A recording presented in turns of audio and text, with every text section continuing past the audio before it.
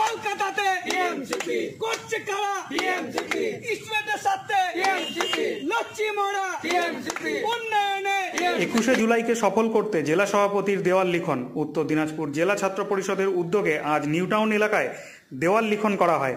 জেলা সভাপতি বলেন, জেলার প্রত্যেকটি ব্লকে নির্দেশ দেওয়া হয়েছে প্রচার করার জন্য। তিনি এও বলেন, বিগত সব রেকর্ড ছাপিয়ে যাবে এবছরের 21শে জুলাই ধর্মতলার সেই ঐতিহাসিক জনসমাবেশ।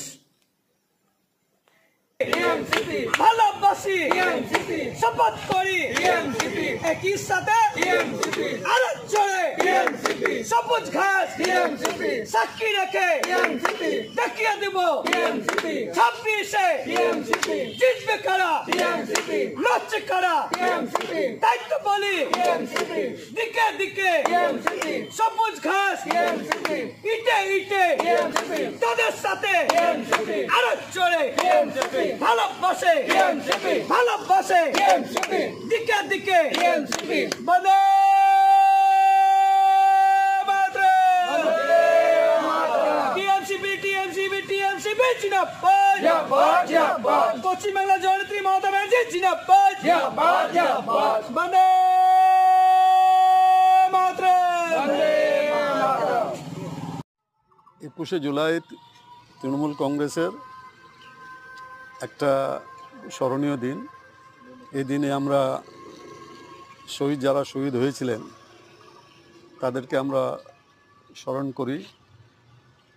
14ই জুন আমাদের রাজ্য সভাপতি সুব্রত বক্সী মহাশয় ভবানীপুরে একটা সভা ডেকেছিলেন। সেই সভায় জেলা প্রেসিডেন্ট যত ছিলেন, জেলা চেয়ারম্যানরাও ছিলেন এবং রাজ্যের নেতৃত্বও ছিলেন।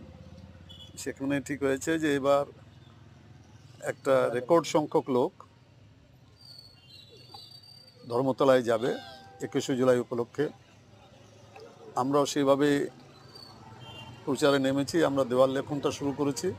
আজকে তৃণমূল ছাত্র পরিষদের এখানে জেলার সহসভাপতি আছে মকসুদ আছেন, এখানে শহরের যারা দায়িত্বে আছেন জিত আছে, সবার উপস্থিতিতেই আমরা দেওয়াল লেখনটা শুরু করলাম।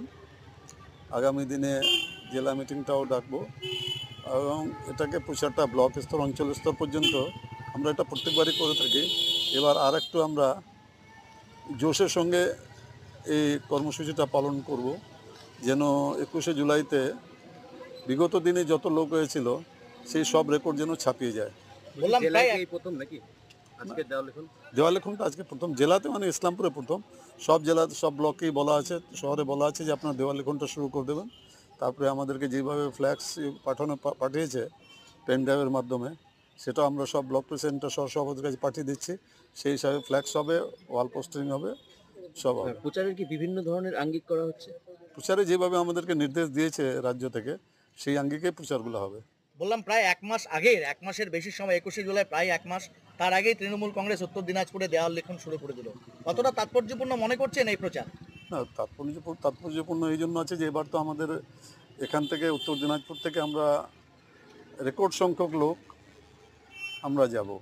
প্রত্যেকবারই যাই, এটা তো একটা মানে প্রত্যেক বছরই এই ইভেন্টটা আমরা করে থাকি। সবাই যায় এখান থেকে, ওখানে কলকাতায় ধর্মতলা গিয়ে ওখানে বক্তা থাকেন আমাদের সর্বভারতীয় তৃণমূল কংগ্রেসের সভানেত্রী মাননীয়া মমতা বন্দ্যোপাধ্যায়, থাকেন সর্বভারতীয় সাধারণ সম্পাদক শ্রী অভিষেক বন্দ্যোপাধ্যায় সহ আরও ওখানে নেতৃত্ব উপস্থিত থাকেন। ওনারা আমাদেরকে যেভাবে নির্দেশ দেবেন, যেহেতু 2026-এর আগে এটাই হবে মানে 21শে জুলাইয়ের কর্মসূচি।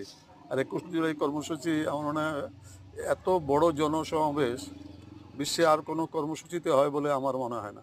তো সেখানে আমাদের সর্বভারতীয় সভানেত্রী মাননীয় মমতা বন্দ্যোপাধ্যায় এবং সর্বভারতীয় সাধারণ সম্পাদক অভিষেক বন্দ্যোপাধ্যায় যেভাবে নির্দেশ দেবেন সেইভাবে আমরা 2026-এ আমরা প্রস্তুতি নেব। বললাম আজকে তাৎপর্যপূর্ণভাবে বলা চলে হাইকোর্টের মহামান্য প্রধান বিচারপতি রায় দিয়েছেন যে যদি কোথাও দুর্নীতি হয় 100 দিনের কাজে তদন্ত চলুক, কিন্তু একটা কেন্দ্রীয় প্রকল্পকে পুরোপুরি দেওয়াল লেখন সম্ভব। ঠিক। কি কি প্রচারের কি থাকছে? বছরে আমাদের যেগুলো দলীয় ফ্লেক্স আছে, আমাদের কিছু স্ট্রিট কর্নার হবে, কিছু আমাদের মিছিলও করা হয়েছে, ব্লকে ব্লকে ওয়ার্ডে ওয়ার্ডে কিছু মিছিলও করা হবে। হ্যাঁ, বলছি যে আজ থেকেই শুরু হলো? আজ থেকে শুরু হলো, আজ থেকে ছাত্র পরিষদ চালু করা হয়েছে, আগামীকাল যুব থেকে ইসলামপুর শহরে প্রতিটা ওয়ার্ডে চালু করা হবে।